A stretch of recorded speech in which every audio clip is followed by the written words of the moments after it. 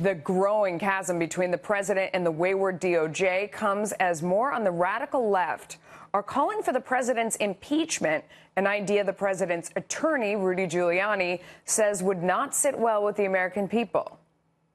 I think impeachment would be totally horrible. I mean, there's no reason. He didn't collude with the Russians. He didn't obstruct justice. Everything Cohen says has been disproved. You'd only impeach him for political reasons, and the American people would revolt against that. Joining me now is former NYPD officer and former Secret Service agent Dan Bongino. Welcome to the show. Thanks for coming on tonight. Let me ask you about that first one. What do you think about what Rudy Giuliani just said there? Giuliani's right. I mean, impeachment for what? For winning an election?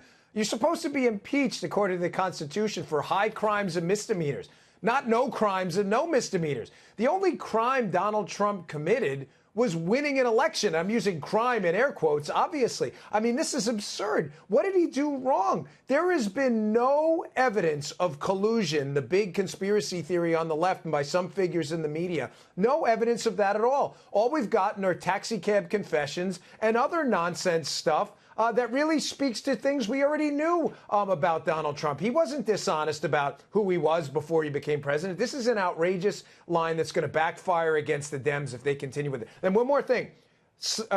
Moderate Democrats know this. This is not a mystery. Some Democrats know this is a loser for them, the impeachment line. Well, I mean, if you listen to Michael Cohen or his lawyer, Lanny Davis, of course, you have the Clinton cleaner here defending the Trump cleaner. It all makes me kind of want to take a shower. But beyond that, you know, he says that he pled to a federal crime and he implicated the president in that same federal crime. It's straightforward. And that's conspiracy. Yeah, well, someone should tell the former FEC commissioner who actually knows about this stuff, who wrote an op-ed saying the exact opposite. He may know a little bit more about these things than Lanny Davis. He was actually the head of the Federal Elections Commission, and he said there's no way this is a crime. Matter of fact, it's barely a civil violation. Here's how you have to evaluate. I ran for office. I'm not a lawyer, but I'm pretty familiar with how these laws work. If an expense would have existed with or without the campaign, then it's not necessarily a campaign expense. Donald Trump, we can't get in his head. We don't know why he paid that money. Maybe it was because he didn't want his family to hear about it. He wanted some reputation management. I'm not saying it was a good thing. I'm not saying these aren't untoward. I'm not saying Trump wouldn't want to take it back. I'm just saying to claim that's a campaign expense and then to outrageously claim, like Davis did, that this is straightforward slam dunk stuff is nonsense. Davis is reaching here at big time. What do you think about the publisher of the National Enquirer now getting involved? We're hearing that he's been granted immunity in order to cooperate in some part of this case. What is the implication of that? Melissa, listen, I've been saying this forever. They're not investigating collusion here. They're investigating Donald Trump. There's a difference. And having been a former law enforcement officer, this stuff frightens me, and it should frighten everybody else watching today, too. If you walked into the Secret Service office where I worked and said, hey, I want my neighbor investigated. For what? I don't know. You'll find something. You know what? You probably would.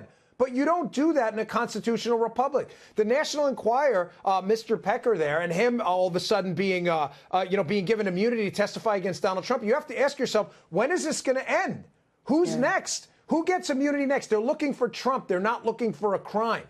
Yeah. I mean, I've heard some people say that what David Pecker might have done over at the National Enquirer is fraud because he bought a story with the idea of burying it. But in my mind, you don't go to the National Enquirer because you want your story to get out there and you want your voice to be heard. If that's what you want to do, you go to the New York Times or you go to the Wall Street Journal, or you go to the Washington Post. If you're going to the National Enquirer, you're looking for money in exchange for your story, plain and simple, which, as I understand it, is exactly what these women got.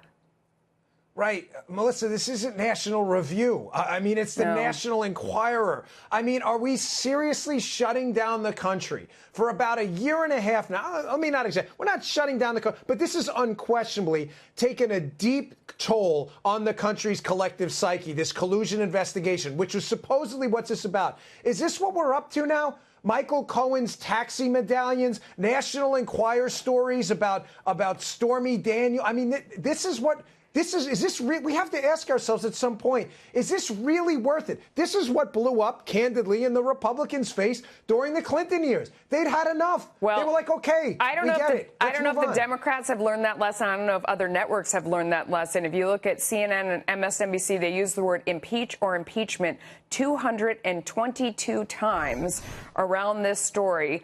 It's really driving it home. My thought is, I wonder if this doesn't blow up in the Democrats' face in the sense that it reignites voter enthusiasm. If they go out and vote in the midterms thinking my president's going to be taken away, that this person that we elected, that Democrats are going to try and impeach him and I better go out there and vote for Republicans, it could end up having the opposite impact of what they're looking for there. Your thoughts on that? Melissa, I'm reasonably confident that some moderate and reasonable Democrats, there are some left, believe it or not, it pains me to say it, but it's true. I'm not going to do what they do to us. They have to know this is a complete loser. What really gets me is the first part of what you said there. That media networks whose business are this, eyeballs, right? Eyeballs, they have to, it's a business. It's journalism, but it's still a business. You have to pay the bills. CNN is losing to cat videos on YouTube. Their ratings are down by double digits. You would think somebody in a boardroom making editorial decisions would be like, hey, guys, listen, is there really any evidence on this collusion thing? Because we're losing to remakes of beachfront property on HGTV at 2 o'clock in the morning on a Sunday. Those sound like good shows, Dan. I don't know. You're tempting me there. I love cat video. I love beach shots. You're tempting me here, but no, it is Trump derangement. I mean, some people have gotten so insane with the idea of impeachment that they're just really frothing at the bit. But anyway, Dan Bongino, thank you for your time, my friend.